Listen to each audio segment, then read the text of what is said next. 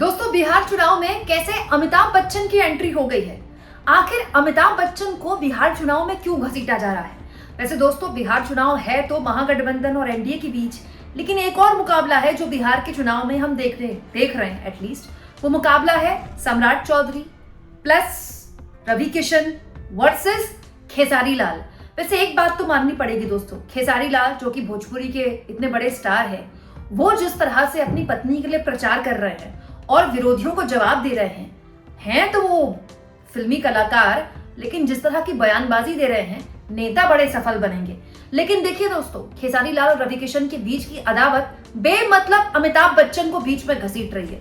सब कुछ मैं आपको तफसील से बताऊंगी दोस्तों, और साथ में आपको ये भी बताऊंगी कि ये अमिताभ बच्चन का बिहार चुनाव कनेक्शन क्या है। दोस्तों, ये तो अब आपको पता ही है कि खेसारी लाल की पत्नी को आरजेडी ने टिकट दिया है और अपनी पत्नी के लिए खेसारी लाल जबरदस्त तरीके से प्रचार कर रहे हैं। दोस्तों, एक्चुअली में खेसारी लाल के खुद के समर्थक भी जानते हैं कि उनकी पत्नी तो बस एक चेहरा है, चुनाव लड़ खेसारी लाल ही रहे, और इस तरह से वो पूरी तरह से अपने आप को पार्टी के करीब भी दिखा रहे हैं। आरजेडी के खैर उनको टिकट ही मिला है और वो एक तरह से पूरा मैसेजिंग है कि वही विधायक बनेंगे, पत्नी तो बस चेहरा है। तो खेसारी लाल को निशाने पर सबसे पहले लिया सम्राट चौधरी ने और कह दिया कि वो तो नाचने वाले हैं। जब खेसारी लाल पर नाचने वाले जैसे आरोप लगा दिए सम्राट चौधरी ने, बीजेपी के डिप्टी सीएम ने, जिनको आजकल प्रशांत किशोर की पार्टी वाले सातवीं फेल भी बोल रहे हैं और ये भी कह रहे हैं कि वो इससे पूर्व में बड़े गंभीर मामलों में जेल जा चुके हैं और डिग्री भी छुपाते हैं, अपना नाम भी बदल लिया उन्होंने। इस पर जवाब देते हुए खेसारी लाल ने सम्राट चौधरी से कह दिया कि ये तो सब आसाराम के शिष्य हैं। उसके बाद सामने आ गए रवि किशन, जो कि बीजेपी के सांसद हैं, कहते हुए कि हमने भोजपुरी को कहां पहुंचाया था। रवि किशन कह रहे हैं खेसारी लाल को जवाब देने के लिए, और इन्होंने भोजपुरी की क्या हालत कर दी। बताइए दोस्तों, रिमोट से लहंगा उठाने के मामलों के जानकार रवि किशन अपने दौर में देश को उन्होंने बताया था कि कैसे रिमोट से लहंगा उठा सकते हैं। इस मामले के जानकार रवि किशन खेसारी लाल पर कह रहे हैं कि वाह, उन्होंने भोजपुरी का सत्यानाश कर दिया। ये तो सच्चाई है दोस्तों कि भोजपुरी में अश्लील गानों के अलावा इस वक्त कुछ नहीं बचा। लेकिन इसका अगर मशाल उठाई सबसे पहले किसी ने, तो वो रवि किशन और मनोज तिवारी थे। खुद साइड होली है, हिंदी फिल्मों में आ गए, ओटीटी में आ गए, बीजेपी के सांसद बन गए। उनको देख देख कर निरुपमा ने भी यही किया। उसके बाद जितने भी भोजपुरी के अब तो सब वही कर रहे हैं। पवन सिंह भी वही कर रहे हैं। पवन सिंह को बीजेपी ने अपनी पार्टी में वापस शामिल कर लिया। खेसारी लाल भी वही कर रहे हैं। लेकिन दोस्तों, खेसारी लाल पर सबको आपत्ति है। लेकिन रवि किशन ने दोस्तों खेसारी लाल पर आरोप लगाए तो खेसारी लाल ने रवि किशन को भी लपेटे में लिया। उन्होंने क्या बोला, लेकिन इस बीच अमिताभ बच्चन का पूरा एंगल क्या है वो भी मैं आपको समझा देती हूँ। हुआ कि दोस्तों कि खेसारी लाल को जब टारगेट करना शुरू किया गया तो उनके समर्थन में भी कुछ लोग आए, जैसे जन स्वराज पार्टी के प्रत्याशी रितेश पांडे।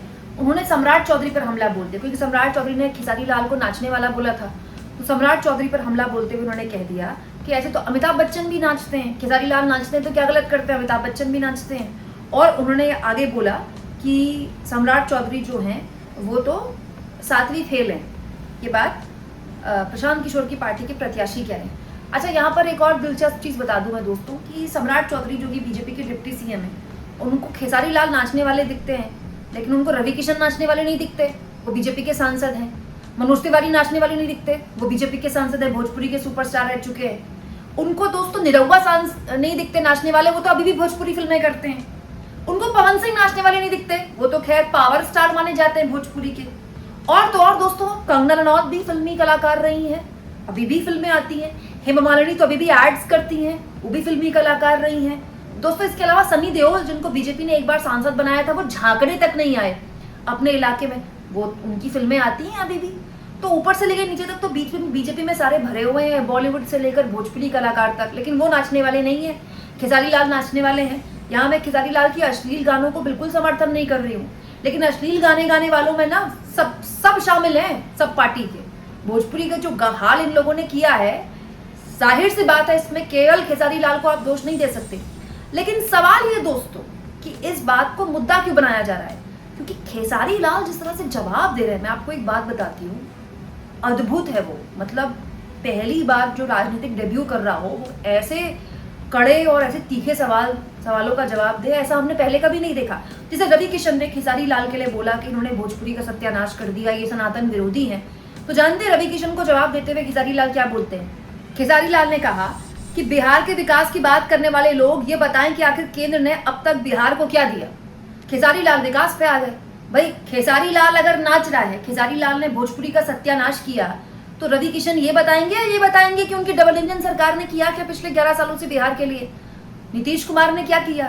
दोस्तों ये बताता है कि खेसारी लाल पूरी तैयारी के साथ राजनीति में आए हैं।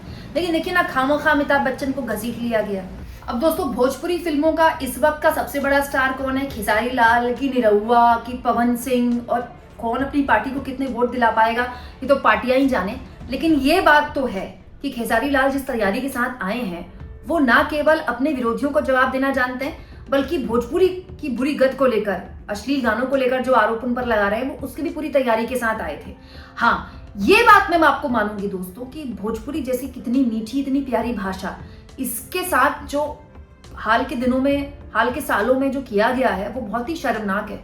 और इसके लिए न केवल ऐसे लोग जिम्मेदार हैं जिन्होंने इस पूरी की पूरी कारगुजारी को शुरू किया, चाहे वो रवि किशन हो, चाहे वो मनोज तिवारी हो, बल्कि समाज भी जिम्मेदार है। ऐसी गाने दोस्तों लाखों में व्यूज लेते हैं।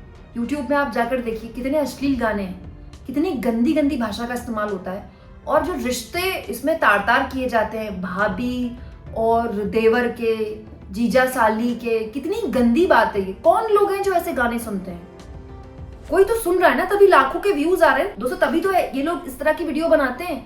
अगर व्यूज ही नहीं आएंगे, इस तरह की चीजें चलेंगी ही नहीं, तो फिर बनेंगी ही नहीं। ये भी सच्चाई है दोस्तों, इसमें समाज भी बहुत हद तक जिम्मेदार है। और ऐसा नहीं है कि भोजपुरी में कलाकार नहीं है, भोजपुरी में पूरी श्रृंखला है। आप देखिए बहुत शानदार कला और साहित्य को समझने वाले, मैं तो मानती हूँ बिहार के लोग सबसे इंटेलिजेंट लोग हैं, बहुत ही होशियार लोग हैं। जो सबसे ज्यादा होशियार जिन लोगों के साथ मैंने मीडिया में काम किया है उनमें से मोस्टली बिहार के लोग थे, क्योंकि प्रतिभा की, टैलेंट की, समझ की, बौद्धिक स्तर की कोई कमी नहीं है बिहार के लोगों में, ना कला की कोई कमी है। लेकिन भोजपुरी का जो सत्यानाश हाल के दशकों में किया गया है, इसके लिए ऊपर से लेकर नीचे तक ना सब जिम्मेदार है। और कम से कम रवि किशन तो इसके लिए दूसरे को जिम्मेदार नहीं ठहरा सकते। ज्यादा पुरानी बात नहीं है रवि किशन जी, आपको अपने पूर्व के वीडियोस खुद देख लेने चाहिए। होशो हवास में आपने वो वीडियो बनाई है, और उन्हीं वीडियोस की वजह से, उन्हीं गानों की वजह से बीजेपी ने आपको टिकट दिया है। आप इस मुद्दे पर क्या सोचते हैं दोस्तों? कमेंट बॉक्स में जरूर लिखें, और जितना हो सके चैनल को शेयर भी करें और सब्सक्राइब भी।